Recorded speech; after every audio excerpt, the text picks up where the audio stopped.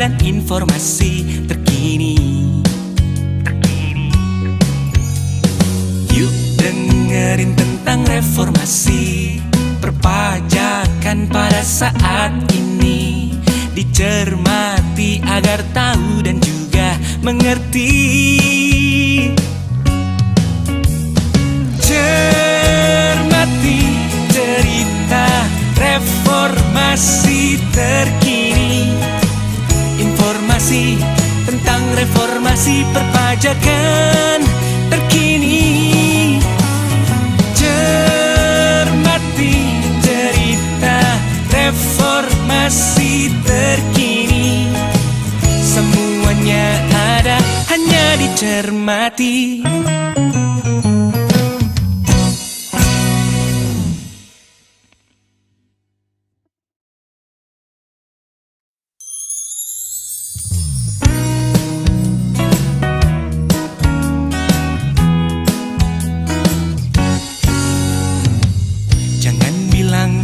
Reformasi kalau belum dengerin Cermati.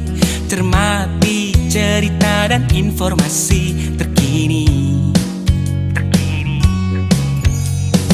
Yuk dengerin tentang reformasi perpajakan pada saat ini, dicermati agar tahu dan juga mengerti. Cermati cerita reformasi terkini, informasi tentang reformasi perpajakan terkini. Cermati cerita reformasi terkini, semuanya ada hanya di Cermati.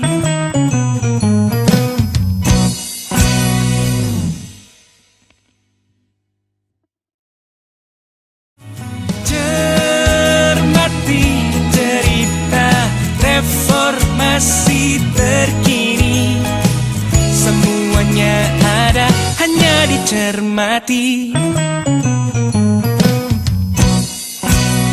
Halo kawan pajak, kembali lagi di podcast Cermati, cerita reformasi terkini hanya di Cermati. Di podcast Cermati kita selalu membahas topik yang hangat dan up to date.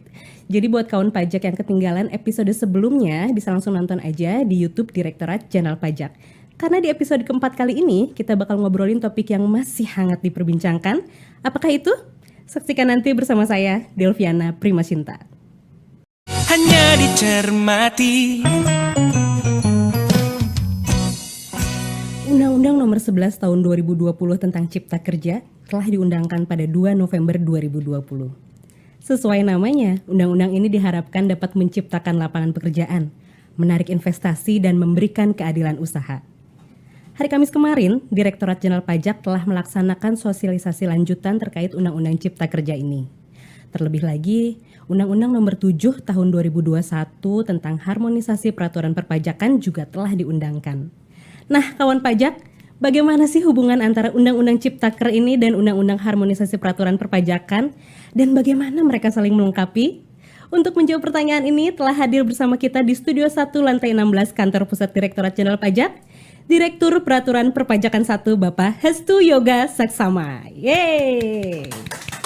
Selamat siang Pak. Selamat siang Delvi. Bapak kabar Pak? Apa kabar? Baik sekali, sehat. Sehat, semoga senantiasa sehat, selalu dalam lindungan Tuhan Yang Maha Esa. Amin.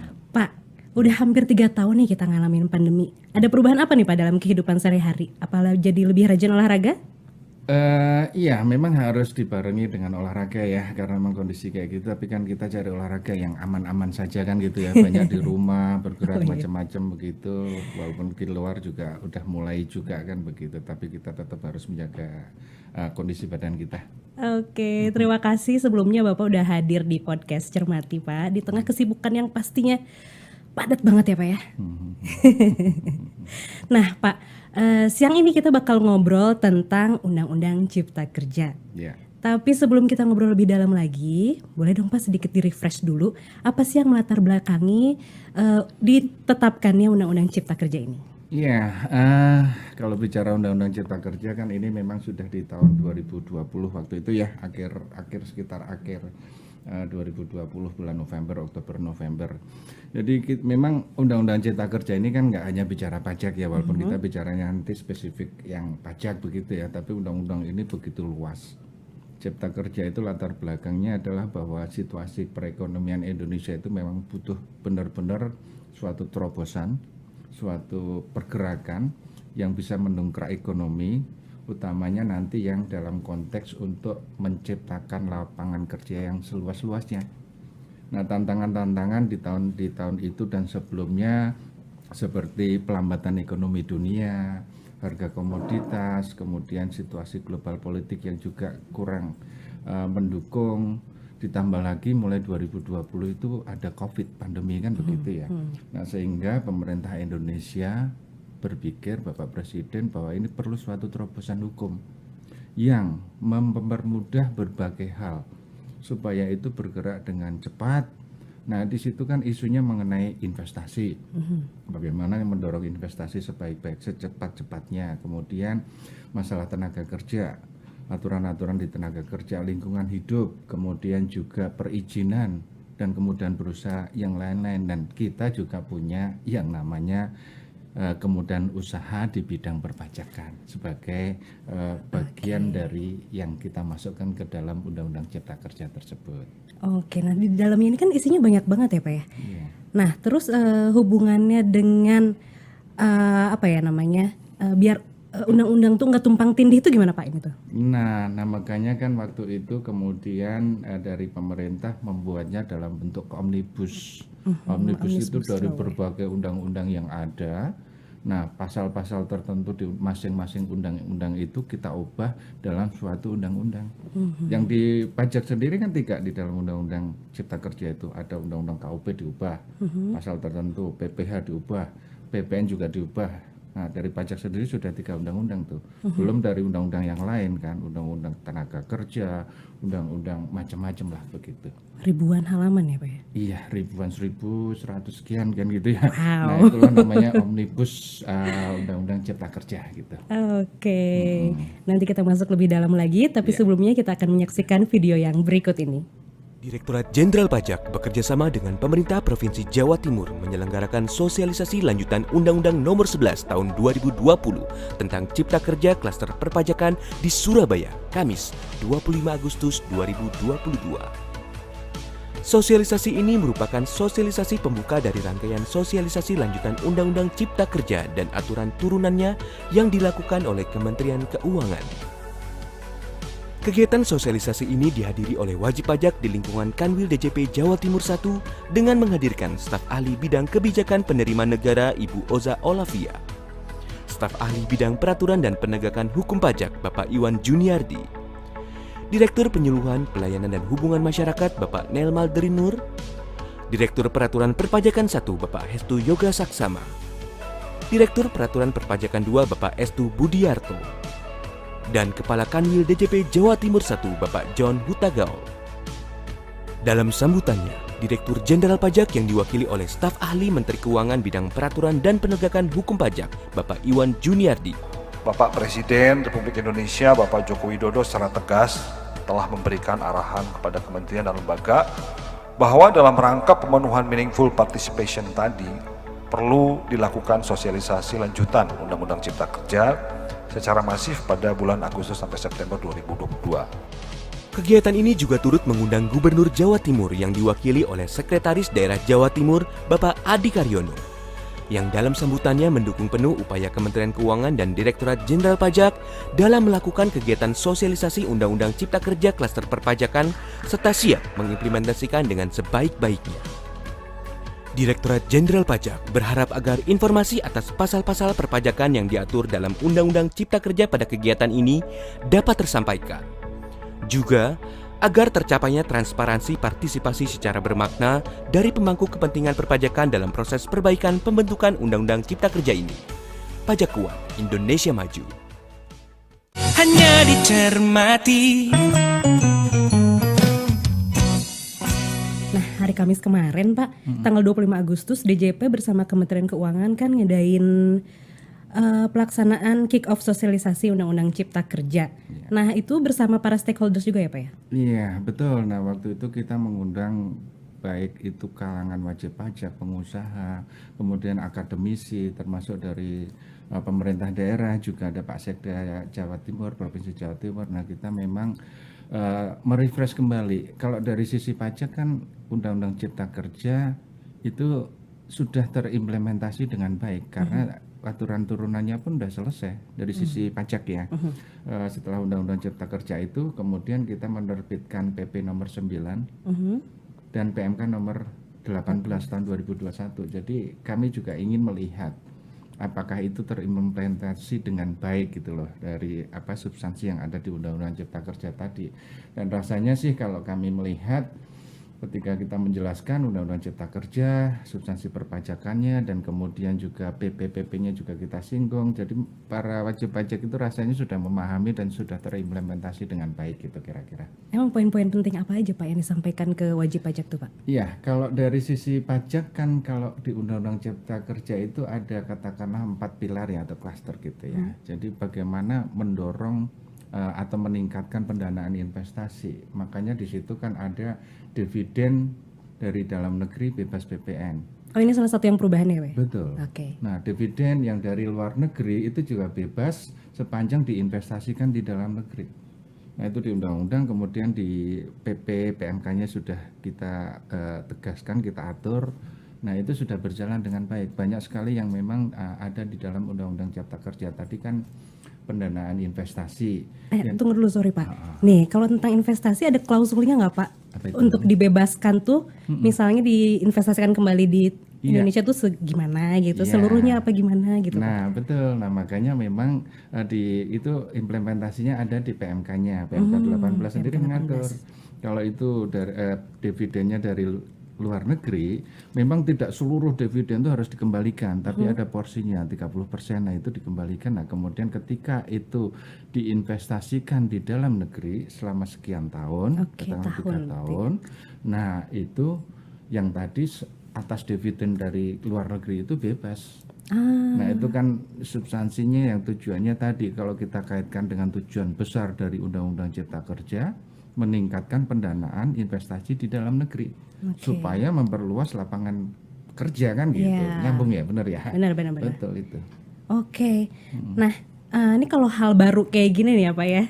WP itu banyak nanya apa sih Pak sebenarnya? Apanya? WP itu biasanya banyak nanyanya tentang apa tuh Pak? Nah, substansinya kan kemarin banyak ya, dan kalau sekali lagi saya sampaikan bahwa dengan CIP undang-undang sendiri, PP 9, PMK 18, sepertinya mereka udah paham. Memang secara gambar besarnya, garis besarnya mereka tidak ada banyak pertanyaan, artinya mereka paham. Dan itu sudah terimplementasi karena udah 2 tahun juga kan gitu ya. Dan ada 1-2 yang memang seperti masalah faktur pajak. Kalau penjual menjual barang tetapi ke distributor ke ini, itu faktur pajaknya harus lengkap kan gitu ya. Kalau orang pribadi yang membeli dia harus ngasih NIK kan gitu ya.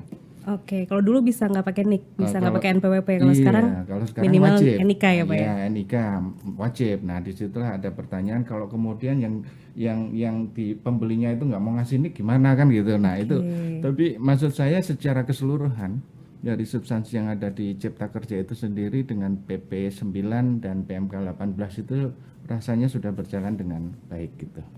Oke. Nah, kita move sedikit ke klaster bidang perpajakan, Pak. Iya. Kan di situ statementnya klaster bidang perpajakan yang memiliki tujuan kemudahan berusaha. Betul. Substansinya apa nih, Pak? Kemudahan berusaha di sini. Iya. Nah, itu dia. Tadi kan selaras dengan tujuan besar Undang-Undang Cipta Kerja itu memperkuat ekonomi dan memperluas lapangan kerja, maka klaster kemudahan usaha di bidang perpajakan itu juga kita bangun ke arah sana. Yang pertama, nah tadi sempat saya singgung, pertama itu meningkatkan pendanaan investasi. Yang kedua, mendorong kepatuhan wajib pajak secara sukarela, kemudian meningkatkan kepastian hukum, dan juga ini penting juga meningkatkan keadilan iklim berusaha. Kita perbaiki iklim berusaha dari instrumen pajak. Memang sebelumnya nggak adil, Pak? Iya, kita meningkatkan. Kalau saya katakan meningkatkan bukan berarti sebelumnya enggak kan gitu ya. Ini kita tambahi gitu supaya lebih adil gitu, semakin baik kan gitu. Misalnya gimana tuh Pak dengan keadilan? Iya, nah yang tadi saya cerita mengenai NIK.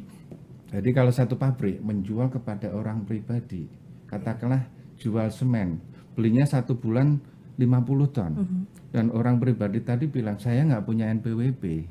Nah, artinya nih apa iya dia bangun rumah sendiri.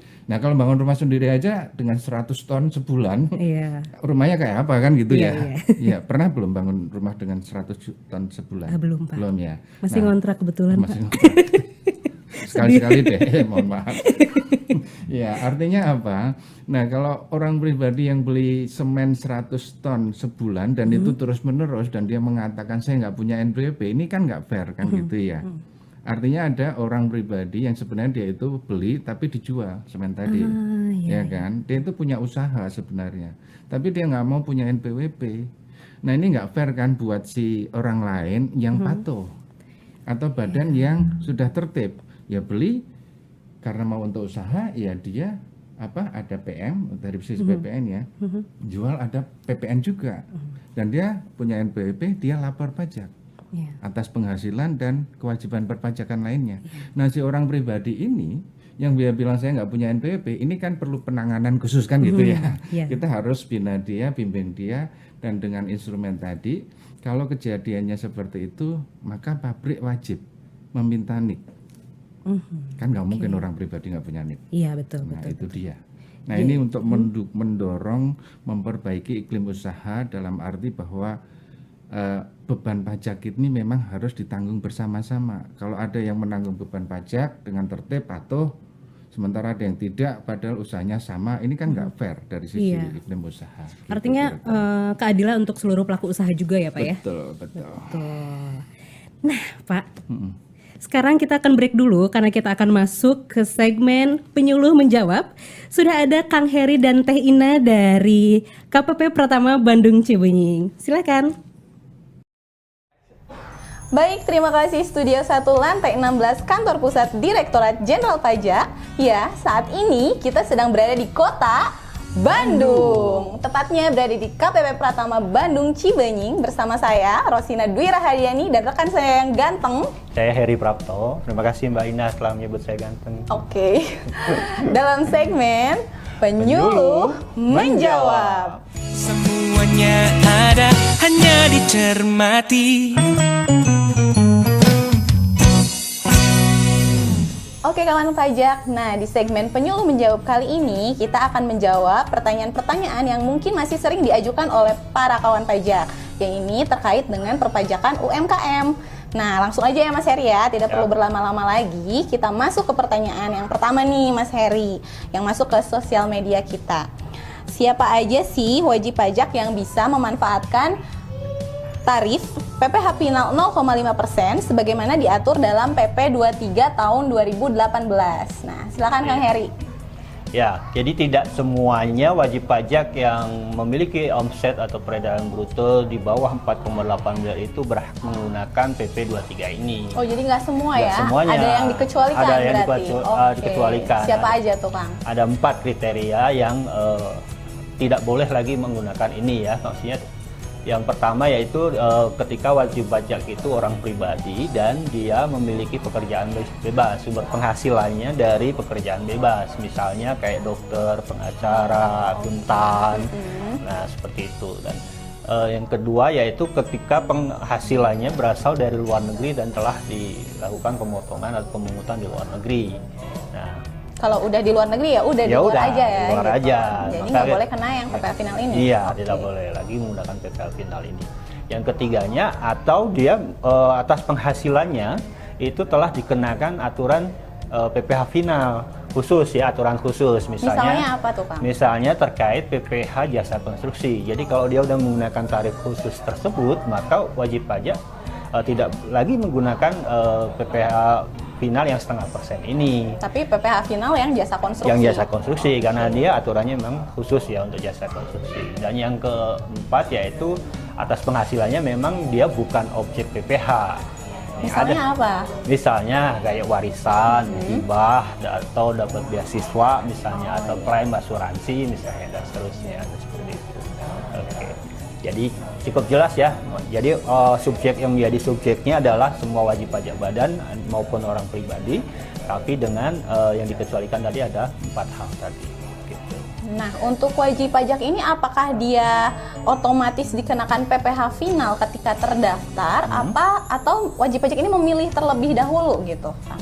Nah, PP 23 tahun 2018 ini mulai berlakunya kan 1 Juli tahun 2018. Nah, ketika wajib pajak terdaftar tanggal itu atau sebelumnya, maka dia yang membedakannya kan sebenarnya ini nih ya, di poin kritiknya di sini. Jadi wajib pajak bisa memilih sebenarnya. Kalau di PP 46 sebelumnya ini tidak otomatis dia semuanya. Begitu terdaftar, kenanya PP 46. Langsung kena PP 46. Tapi ketika ini wajib pajak boleh memilih. Kalau dia tidak mau menggunakan PP 23, maka wajib pajak tinggal menyampaikan surat pemberitahuan ke DJP bahwa dia akan menggunakan tarif umum.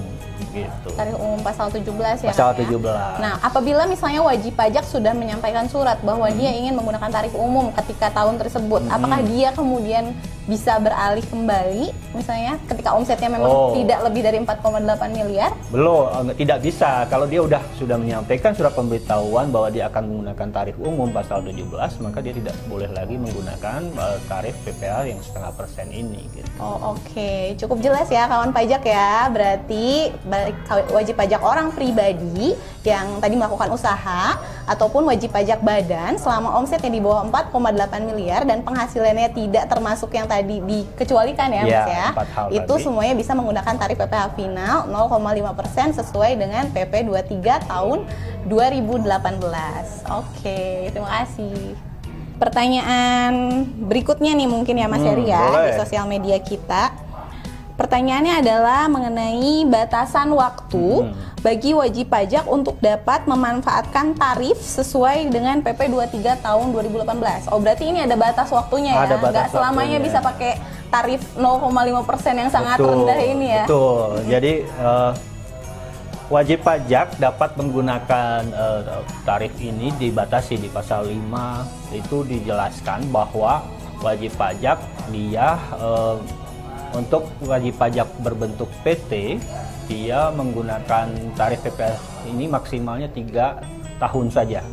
Jadi sejak 1 Juli, kalau dia terdaftarnya 1 Juli 2018 atau sebelumnya, maka dia 3 tahun sampai dengan 18, 19, 20. Berarti tahun 2020 dia terakhir menggunakan tarif PPh final ini untuk PT ya, terutama PT. Nah, tapi kalau dia badan usaha berbentuk CV, itu dia menggunakan maksimalnya adalah 4 tahun saja, maksimal 4 tahun saja sampai dengan tahun 2021. Tapi kalau untuk orang pribadi dia akan menggunakan maksimal 7 tahun sampai dengan tahun 2024. Nah, bagaimana kalau ternyata WP-nya terdaftar setelah tahun itu? Setelah tahun 2018 ya? 2018, maka dia sejak terdaftar itu maksimal sampai dengan, kalau orang pribadi sampai 7 tahun, kalau CV dia 4 tahunnya sejak saat dia terdaftar di kantor pajak. Berarti tadi ya batasan waktunya orang pribadi 7 tahun, untuk CV, koperasi seperti itu di 4 tahun ya. 4 tahun. Lalu untuk PT tadi cuma 3 tahun aja. Oke. Jadi setelah itu ketika masanya telah berakhir, maka wajib pajak menggunakan tarif umum lagi gitu kan. Gitu. Oke. Tarif ya, UMKM-nya udah berakhir ya. Jadi kembali ke tarif umum pasal 17. Oke. Oke kan wajah, kita masuk ke pertanyaan berikutnya ya. Tapi mungkin kita bisa minta tolong sama Mas Heri nih untuk bacain pertanyaan dari kawan pajak yang ada di sosial media. Silakan Kang Heri. Baik, ini ada pertanyaan. Bagaimana cara pengajuan surat keterangan PP 23 tahun 2018 sebagai syarat pelunasan PPh final peredaran bruto tertentu bagi wajib pajak yang bertransaksi dengan pihak yang dipotong atau dipungut? Gimana tuh Teh Ina? Oke, jadi untuk para wajib pajak yang tadi ya, yang berhak untuk memanfaatkan tarif sesuai dengan PP 23 tahun 2018, wajib pajak silakan mengakses akun DJP online masing-masing, lalu di sana ada menu KSWP Mas Heri ini di menu layanan ya.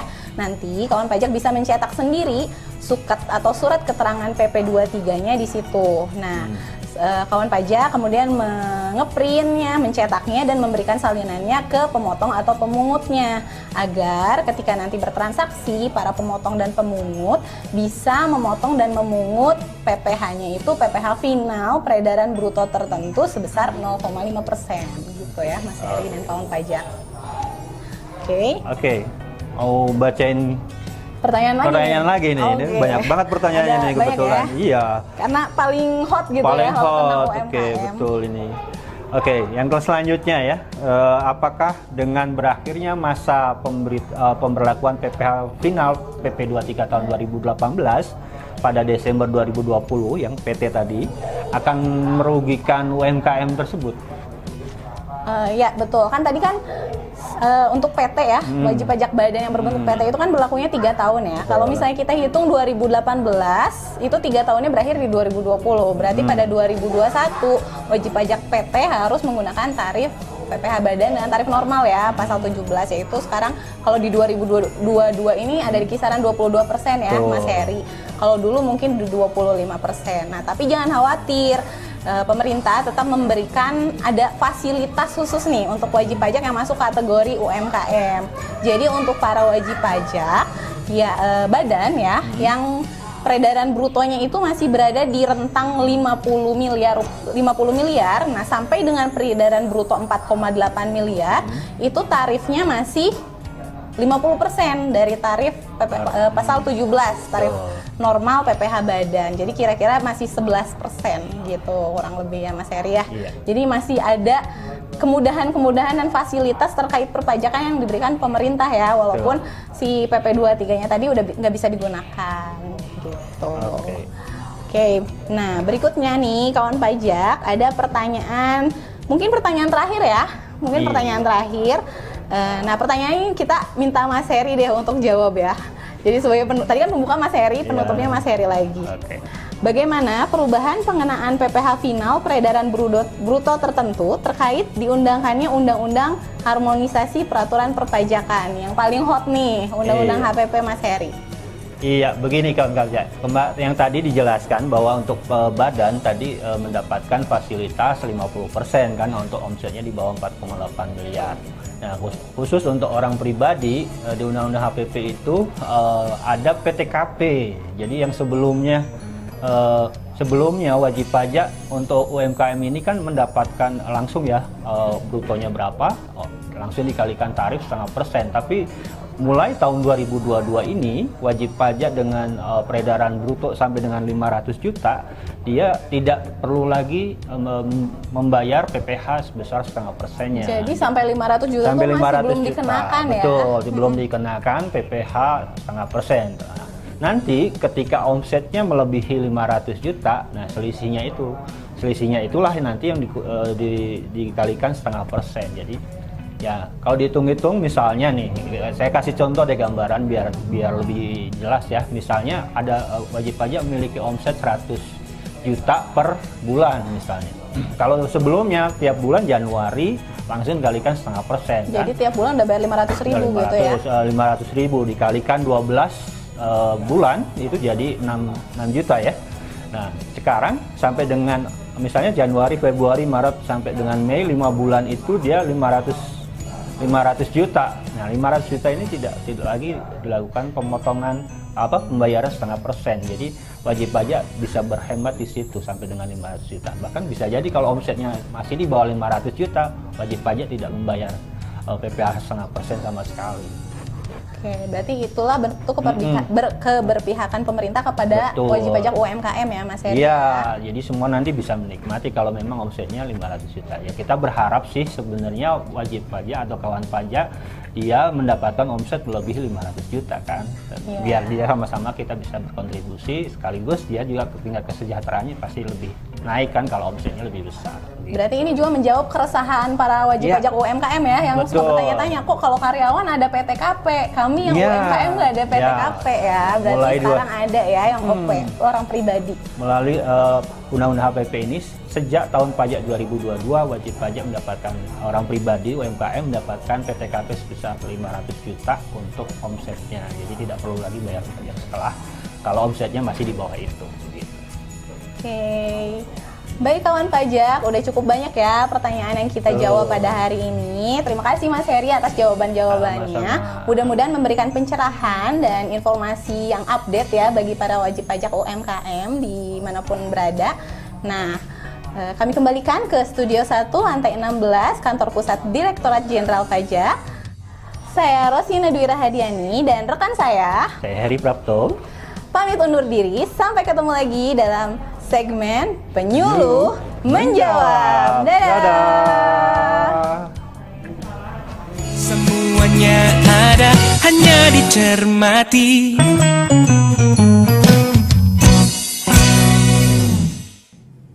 Oke, kembali lagi di Studio 1 lantai 16 Kantor Pusat Direktorat Jenderal Pajak. Masih bersama Pak Yoga. Kita lanjut lagi, Pak? Silakan. Mari. Oke, nah Pak, saat ini Undang-Undang HPP sudah ditetapkan. Tapi masyarakat masih bertanya juga nih Pak, gimana Undang-Undang Ciptaker ini mengatur tentang pajak? Dan bagaimana sih Pak kedudukan Undang-Undang Harmonisasi Peraturan Perpajakan dengan Undang-Undang Ciptaker ini Pak? Ya, memang agak sedikit berbeda, walaupun nanti akan kelihatan bahwa ada juga kaitannya kan gitu ya, ada kesinambungan juga. Nah, kalau tadi Undang-Undang Cipta Kerja itu untuk memperkuat ekonomi dan menciptakan lapangan kerja, memperluas seluas-luasnya begitu. Nah, sorry. Undang-Undang HPP ini agak berbeda dalam konteks tujuan utamanya adalah ini bagian dari reformasi perpajakan, khususnya yang dari aspek tax policy, kebijakan regulasi kan begitu. Nah, dalam konteks reformasi perpajakan tentunya kita butuh penguatan-penguatan untuk meningkatkan penerimaan pajak juga kan gitu ya. Nah, makanya kan kita lihat bahwa di dalam Undang-Undang HPP ini ada seperti misalnya tarif PPN dinaikkan dari 10% menjadi 11% dan nantinya menjadi 12% kan gitu. Kemudian tarif PPh badan yang dulu di Omnibus Law yang tahun 2020 awal itu diturunkan menjadi dari 25 menjadi 22 dan kemudian nantinya menjadi 20 kita tahan. Menjadi tetap 22, nggak jadi turun ke 30 karena memang kita dalam konteks ketika pandemi Covid berjalan, ini seluruh negara di dunia ya rata-rata begitu, terutama negara maju itu memang harus menguatkan aspek perpajakannya, penerimaan negara dari dalam negeri yang memang untuk mendukung perekonomiannya. Karena pandemi Covid itu kan costly, very much costly gitu loh. Dan seluruh negara pun mengeluarkan program-program PEN kalau di Indonesia. Nah, ini kan kemudian kita harus perlu menyehatkan APBN. Nah, salah satunya adalah dengan melakukan reformasi perpajakan, regulasi yang nanti tujuannya adalah memperkuat penerimaan pajak. Nah, inilah muncul Undang-Undang HPP. Walaupun beberapa substansi yang ada di Undang-Undang HPP itu juga ada kaitannya dengan yang di Cipta Kerja tadi. Oh, berarti sifatnya saling melengkapi ya Pak ya, Undang-Undang HPP, betul. menguatkan gitu ya Pak? Menguatkan, betul. Nah, contohnya seperti sanksi ya. Waktu di Cipta Kerja sudah banyak sekali kita lakukan moderasi sanksi administratif. Nah, di Undang-Undang HPP kita juga melakukan moderasi lanjutan. Nah, termasuk juga misalnya untuk masalah pidana perpajakan. Nah, itu kita mendorong ultimum remedium lebih jauh daripada yang sekarang ada. Nah, ini kan sebenarnya satu rangkaian gitu ya. Kalau di sanksi administratifnya sudah dimoderasi, sanksi pidananya juga, sanksi administratif yang lain juga ada. Seperti kalau wajib pajak itu mengajukan keberatan dan banding. Kemudian kalau mereka kalah, DJP dimenangkan oleh pengadilan pajak. Nah, atau di keberatan, maka mereka harus membayar 50% atau 100%. Ya kan? Nah, di Undang-Undang HPP kita moderasi. Yang 30% di keberatan, 50% di keberatan kita turunkan jadi 30%. Yang 100% dibanding kita turunkan menjadi 60%. Nah, ini kelanjutan dari yang ada di dalam Undang-Undang Cipta Kerja tadi terkait moderasi sanksi administratif begitu. Tadi Bapak sedikit bahas tentang peraturan nih Pak, regulasi ya. Terus ini kaitannya gimana dengan voluntary tax compliance Pak? Karena di self assessment system kan tax moral menjadi hal yang paling utama ya Pak, urat nadi lah ya Pak. Silakan Pak. Ya bagus. Jadi memang kalau kita lihat di Undang-Undang HPP kemarin itu juga kita memiliki yang namanya program pengungkapan sementara. PPS kan begitu ya. Dalam konteks bahwa kita melihat bahwa dulu memang pernah ada tax amnesty. Tapi kemudian wajib pajak, para pengusaha melihat dan menyampaikan ke pemerintah sepertinya dibutuhkan satu hal yang juga sinkron dengan tax amnesty waktu itu. Oke. Karena ya kita melihat bahwa dulu waktu tax amnesty banyak juga yang belum seluruhnya diungkapkan gitu ya, padahal kita selalu mengatakan ungkap tebus lega gitu ya. Banyak yang ungkap tapi mungkin nggak 100%. Nah itu salah satu. Dan kemudian juga dalam perjalanannya setelah tax amnesty pun masih ada wajib pajak yang memang belum comply sepenuhnya. Nah oleh karena itu melalui Undang-Undang HPP kemarin kita berikan sarana lagi, yaitu program pengungkapan sementara, dan hasilnya cukup bagus loh. 61 triliun PPS itu ya Pak. PPS finalnya. Nah, itu kan bagus bisa dibilang sekali. sukses ya Pak ya. Sukses. Iya. Alhamdulillah semua tersenyum bahagia ya Pak. Amin. betul. Nah, Pak, berarti Undang-Undang Cipta Kerja yang dikuatkan oleh Undang-Undang Harmonisasi Peraturan Perpajakan itu sangat erat kaitannya untuk meningkatkan tax compliance juga ya Pak ya. Betul. Nah, tapi saya pernah baca nih Pak di Undang-Undang Cipta Kerja juga mengatur tentang BPKH. BPKH. Iya. Ya. Boleh dijelaskan sedikit Pak? Nah, dana kelolaan BPKH memang selama ini sebagai objek pajak di undang-undang sebelumnya. Nah, oleh karena itu di dalam, nah ini kaitannya dengan bagaimana kita mendorong meningkatkan pendanaan investasi di dalam negeri. Nah, oleh karena itu di Undang-Undang Cipta Kerja ini ketika dana kelolaan BPKH ini menghasilkan kan gitu ya, entah diinvestasikan di mana.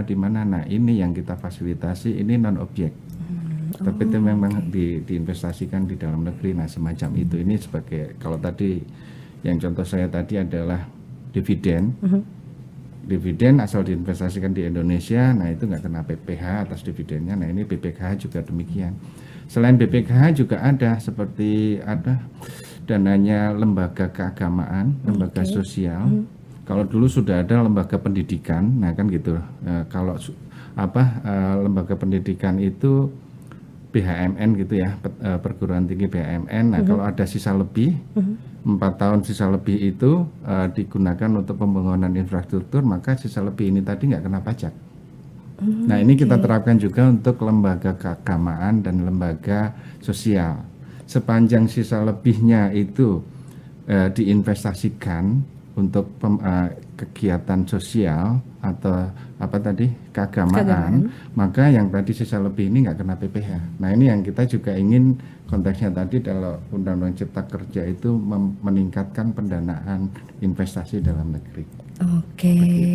Kalau setoran penyelenggaraan ibadah haji, keagamaan bebas objek. Bukan objek pajak itu, Pak? Iya. Oke, gitu berarti ya. Kalau itu kan setoran ya. Jadi kalau saya mau ikut haji kemudian saya bayar kan atas uang yang saya setorkan tadi, sebenarnya pajaknya sudah duluan atas penghasilan itu. Nah, untuk si BPKH-nya juga memang tidak dikenakan PPh gitu. Luas banget ya Pak ya berarti ya yang diaturnya. Betul. Nah makanya nih Pak, pasca diberlakukannya Undang-Undang Cipta Kerja dan Undang-Undang HPP ini, wajib pajak masih sering bertanya Pak. Oh ya? Dilakukan nih pemeriksaan nih Pak. Oh oke. FPP. Nah terus PP tuh suka nanya saat diperiksa, jadi pakai sanksi di aturan yang mana nih gitu. Iya, sanksi aturan yang mana. Iya. Jadi sebenarnya kalau kita bicara sanksi itu secara detail kan sudah diatur di PMK 18. Ada transisinya kalau penerbitan STP-nya kapan atau SKP-nya kapan, nah ini pakai yang mana. Jadi kalau kita bicara sanksi itu kan ketentuan formil ya. Iya. Ya, ketika ya inilah kalau putusan itu diterbitkan setelah berlakunya Undang-Undang Cipta Kerja, ya sudah pakai sanksi yang baru. Sanksi yang terbaru. Ya sesuai Undang-Undang HPP yang kalau bunga itu sesuai suku bunga acuan Menteri Keuangan plus upliftnya semacam itu. Nah, kalau ketetapan atau misalnya putusan keberatannya munculnya setelah undang-undang HPP berlaku ya kita sudah menggunakan undang-undang yang baru, sanksi yang baru tadi. Kira-kira seperti itu. Jadi undang-undang yang baru yang telah ditetapkan ya Pak ya? Itu detail benerannya ada di PMK 18 tahun PMK 18 2021. 2021. Oke Pak, kita masuk ke pertanyaan terakhir nih Pak. Oke. Dari tadi kita udah ngomongin tentang latar belakang, udah bahas tentang hubungannya seperti apa sih Ciptaker sama undang-undang harmonisasi peraturan perpajakan.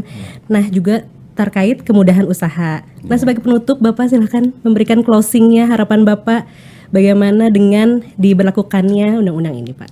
Ya, nah ini kalau Cipta Kerja tentunya substansinya lebih banyak kepada kemudahan ya, relaksasi, kemudahan, moderasi sanksi dan segala macam. Nah itu adalah suatu niatan baik dari pemerintah untuk supaya justru dengan seperti itu kita mengharapkan wajib pajak itu menjadi lebih tertib.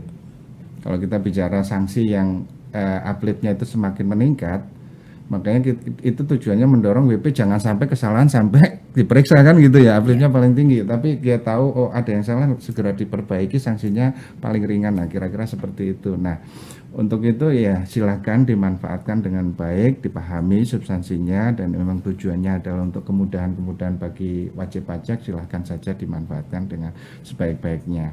Di sisi lain undang-undang HPP, nah ini memang suatu tujuannya adalah memperkuat pondasi perpajakan kita. Nah tentunya kami juga minta wajib pajak, para pengusaha juga memahami itu dan malah berkolaborasi bersama-sama dengan Direktorat Jenderal Pajak bagaimana kita meningkatkan kepatuhan dari wajib pajak, baik yang sudah patuh sekarang maupun yang belum patuh, kita ajak semuanya untuk sama-sama patuh, kira-kira seperti itu. Oke, terima kasih Pak. Tapi aku masih ada satu pertanyaan penasaran nih Pak. Oke. Terkait Undang-Undang Cipta Kerja ini, apakah DJP masih akan terus melaksanakan sosialisasi terkait pemenuhan meaningful participation gitu Pak? Ya, nah ini kan satu bagian dari itu. Kemarin di kick off di sosialisasi di Surabaya juga sudah kita lakukan. Nah kita melihat nanti kemungkinan ada seminar atau apa ya kita akan lakukan supaya pemahaman masyarakat dan tentunya dengan substansi yang begitu baik bagi para wajib pajak. Nah kami berharap ini memang dukungan dari para wajib pajak, pengusaha terhadap klaster kemudahan berusaha di bidang perpajakan ini memang semakin kuat begitu. Kira-kira Oke, gitu. jadi kita akan terus melaksanakan sosialisasi biar pemahamannya juga semakin meningkat karena faedahnya akan sangat terasa, betul ya Pak ya? Betul. Oke, terima kasih Pak Yoga atas ngobrol-ngobrolnya. Ya. Semoga Bapak senantiasa sehat selalu. Amin. Terima Dan mudah-mudahan bisa bertemu di episode selanjutnya Pak. Siap aja.